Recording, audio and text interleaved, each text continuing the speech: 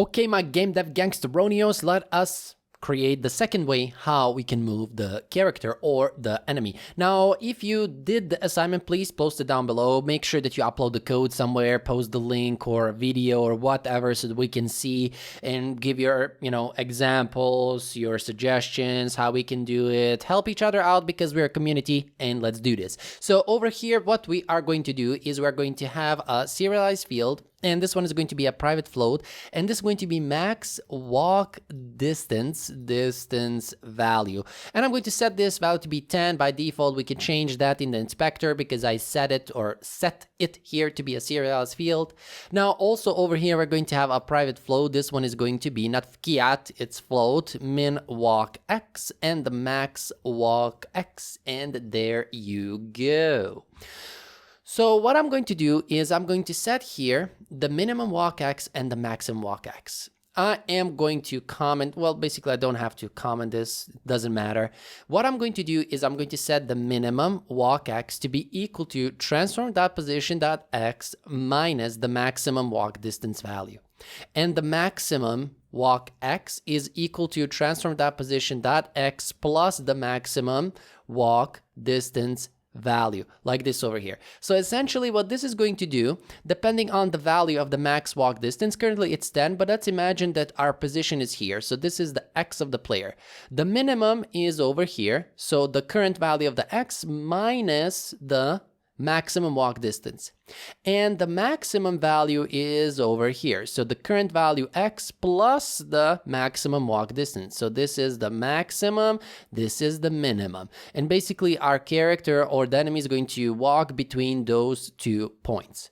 And that's essentially what we are doing here. So in order to do that, we're going to go here and create a function. So I'm going to say void handle walking with walk distance. There you go. And over here, we're going to do the exact same thing. So we're going to say temp position is equal to transform.position.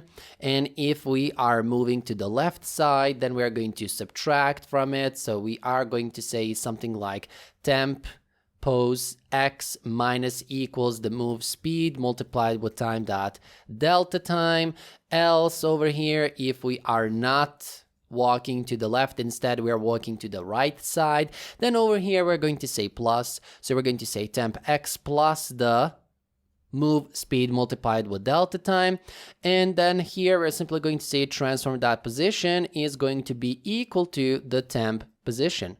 Of course, we also need to flip this bad boy. So for here, for this part or this code, we can use the flip x to be equal to move left. So in this case, we can use the flip x parameter, basically property of the sprite render, and we don't have to use the scale for this case.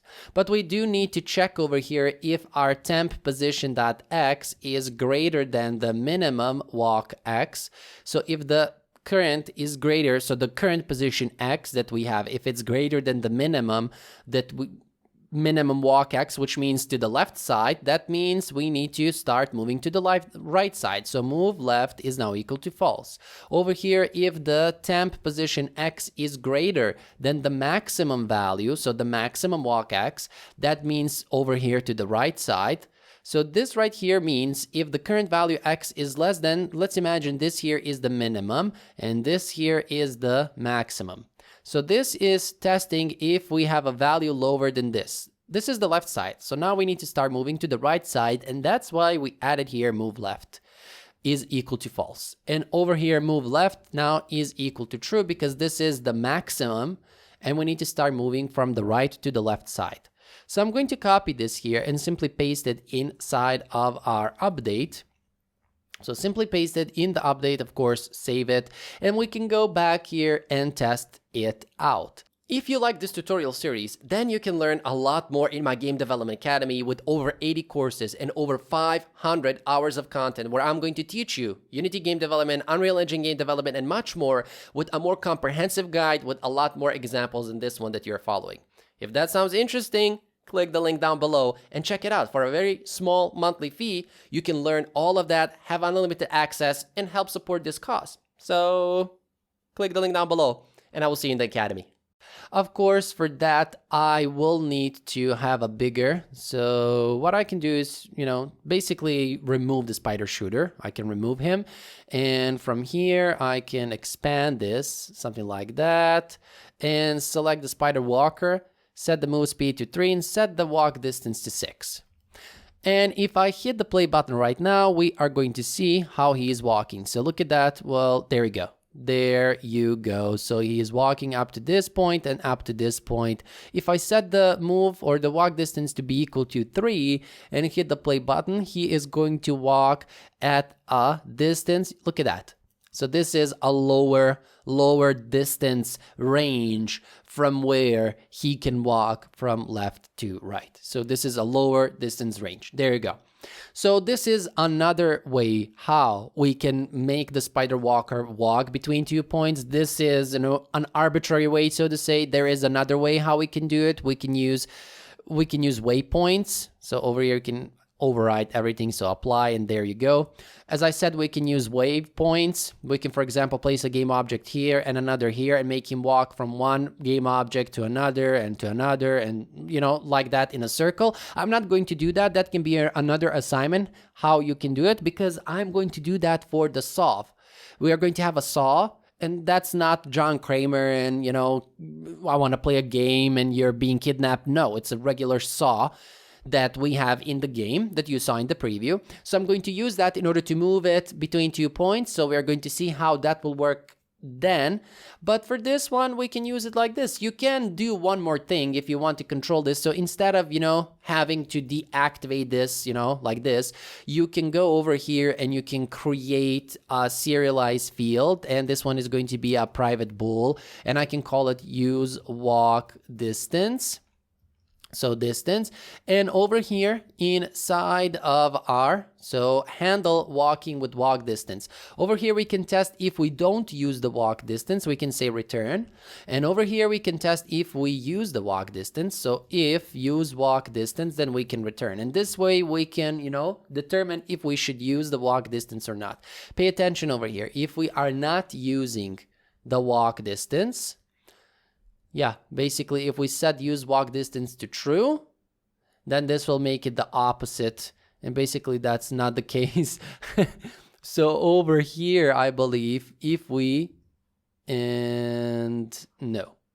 How am I going to set this up?